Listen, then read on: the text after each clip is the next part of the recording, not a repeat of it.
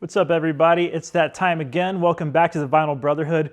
We have a great review in store for you today. It's going to be Steven Wilson's debut album, Insurgentes, from 2008, I believe. It's going to be a great time, so get settled in, and we're going to get started here in just a second.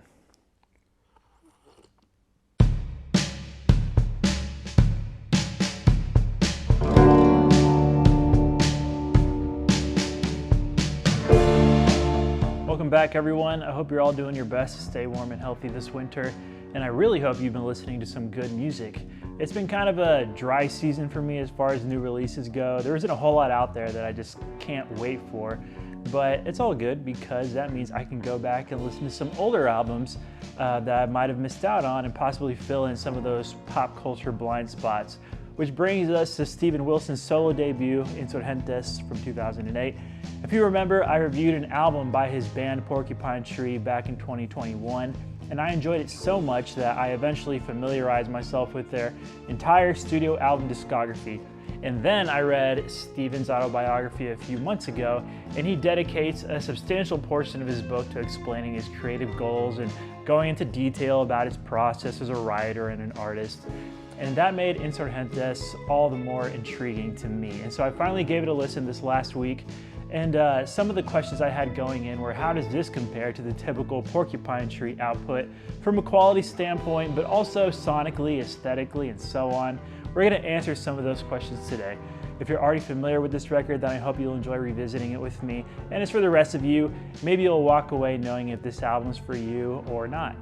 Let's go ahead and dive in, but first things first, we need to take this dude over to the record player.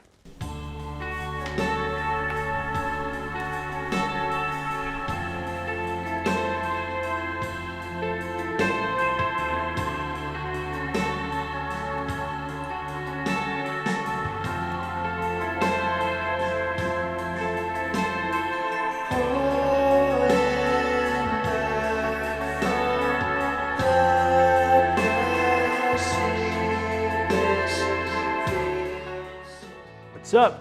Gonna take a look at the album cover. This is Steven Wilson wearing a gas mask. Still wearing it on the back side as well. We've got the track listing here. There are bonus tracks on this record, but I've never been the biggest believer in bonus tracks on an album, so we are going to stick with the original track listing, the album proper, if you will. Here is an image from the Isla de las Muñecas in, I think it's in Mexico City, where he actually recorded a lot of this record. So, place this over here for the time being. So, I'm guessing if you click on this video, there is a high chance that you're already familiar with Steven Wilson.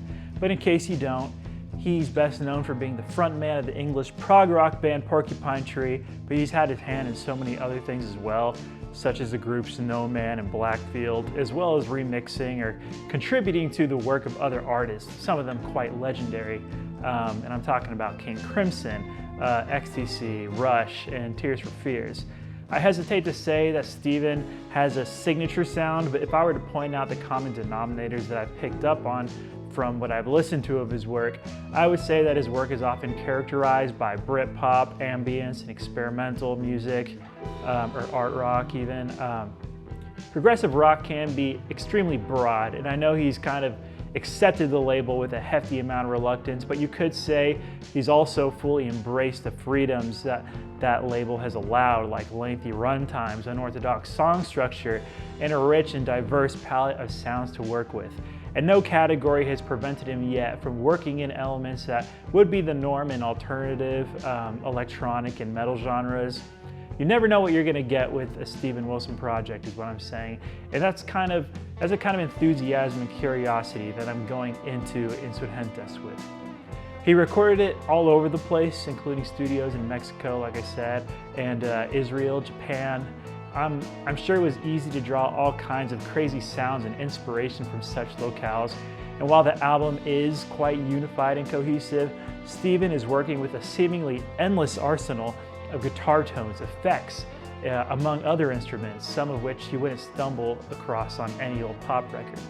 Plenty of nice surprises throughout Insurgentes, and you don't have to wait long for the good stuff.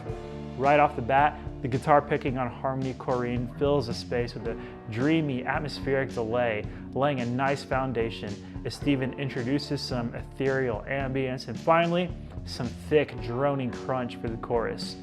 So far, I wouldn't say this would be too out of place on a Porcupine Tree record, but it's an incredible tune, especially as it builds with some masterfully executed drama leading into that third and final chorus. Abandoner is all about creating a mood, letting the environment tell the story.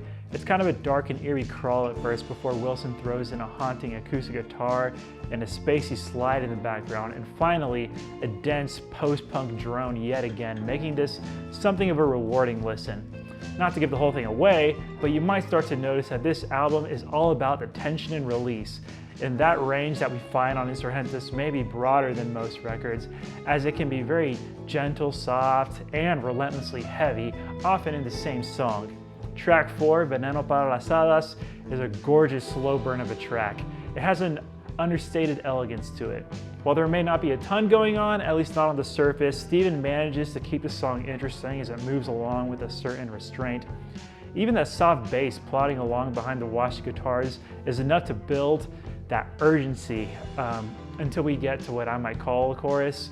One of the prettiest, most melodic moments on the record that I'd liken to coming up for a deep breath of air. It's a simpler progression being used to fine effect, proving that Steven gets the concept of playing smarter, not harder. Let's keep rolling along and discuss track 6, Significant Other. The dreamy, otherworldly lead guitar is absolute bliss. The reverb effect has the perfect amount of decay and a tinge of chorus, qualities that carry over once he hits the distortion. As far as creating a soundscape goes, there is a serious argument for Significant Other taking the cake on this record. There's a nearly tangible passion in these performances as every player creates this violent tempest of noise before dropping out completely, leaving us with the delicate sounds of a music box. The next track, Only Child, is to me one of the more approachable songs on the album. It's pretty easy to sink your teeth into. The song is built around this moody and mercurial bass line that some of you will be bobbing your head to. I know I definitely was. And by the end of the song, there are these layers and layers of fuzzy shoegaze guitars playing along with and counter to the main riff. I think it really gives the album something it was needing, an opportunity for us to get back on our feet, back on the ground, and reorient ourselves as we approach the last hurrah of the album. Twilight Coda is a brief and gloomy instrumental piece that sort of took me back to Porcupine Tree's Signify days. Not so much because of the rainy day jazz piano, but the cathedral-like atmosphere that had me visualizing those drab and dreary color palettes. And Get All That You Deserve captures something colder and bleaker even, yet very cinematic, not unlike something from Radiohead's OK Computer. The way Steven tells his story, not only with his writing, but with texture, with dimension, as if he's expressing some fierce emotion that's kind of beyond lyrics. Get All That You Deserve is masterfully done and a great way of bringing those years of experience to the forefront. And some of that mastery is also readily observable on the album's 2 8-minute-long centerpiece tracks, Salvaging and No Twilight with the Courts of the Sun. Both songs are pretty riff-oriented, and he's sure to test these motifs under every possible environment and condition like a scientist in a lab. He'll try it on bass, he'll try it on guitar. You'll hear a version that sounds like 10 guitars as the drums underneath ebb and flow. These songs are great if you want some of that prog rock meat, and some listeners might find it a little harder to commit to these two expeditions on every listen of Insurgentes, but they're both very well done and ultimately rewarding. Of the two, I think I prefer Salvaging, but that might come down to personal preferences. I love the tinge of goth and post-punk. It sort of reminded me of Joy Division of Bauhaus. And the second half of the song is like its own thing even. Both beautiful and devastating at once. Truly an experience. The album closes with the title track, Insurgentes. It's the big exhale after the preceding song, Get All That You Deserve. Same broodiness we've been hearing for the last 50-ish minutes, but with perhaps maybe more a sense of acceptance or a strengthened resolve. The album builds that tension for one last time and wows us with a beautiful Japanese koto pairing nicely with the icy piano. It ends somewhat abruptly, but I do think of this song as a high note on an album of high notes. What a great listen this was. Insurgentes is one of those albums that leave you somewhat exhausted by the end. It requires some dedicated listening to really reap the rewards, but there's plenty enough going on to keep your attention. He makes it easy to warm up to this one. Musically, there are several interesting ideas. If I have one nitpick, it's that there almost aren't enough of those ideas at 10 tracks, and a third of the record is already dedicated to 2 of them. But outside of that, honestly, I don't know that I have all that much to criticize. The production, in the mixing, it's well done. It's not just well done, but it goes above and beyond, playing a bigger role that one may initially realize to ensure kind of the full immersion. The playing is also fantastic, tight and unified when working within a structure, but when the songs loosen up a bit and allows for improvisation, the players know how and when to shine. Steven knows what a great rock record is supposed to sound like, and you can tell he took the time to make sure this album works, down to the last detail. There are a small handful of songs that I can see myself dropping in a playlist, some clear-cut highlights, and while I'm tempted to say that as a whole I enjoyed this album more than the typical Porcupine Tree album, I think if we're talking individual songs, the gold standard songs would still rest over there with Porcupine. I could see that opinion changing with time, but ultimately I think Insurgentes is just one of those experience albums where once in a blue moon you drop the needle on it and listen beginning to end, back to front. Like, you know, watching American History X is not one that I'm just going to jump into for leisure.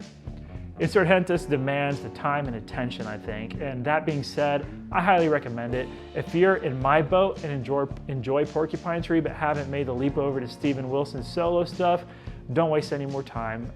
Same guy, same mind, you'll be right at home. And sometimes I think we as listeners, we adopt the idea that a solo effort is an inferior product, lesser in quality than the flagship thing. And maybe that's for good reason, but I assure you that's not the case here.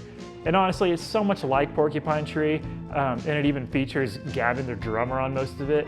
A part of me wonders why Steven wanted to deliver Insurgentes as a solo effort at all. Maybe it's a creative control thing, or maybe the process was just so wildly different it wouldn't have felt right.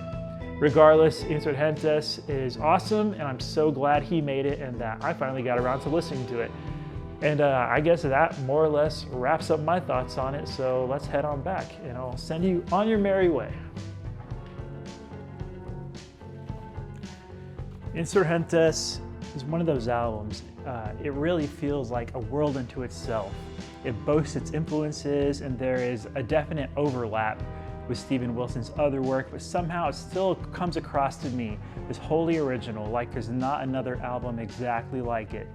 And that kind of thing doesn't happen all that often, but when it does, I'll be sure to let you know every time. And if you want that special, memorable experience, then I'd give Insurgentes a listen.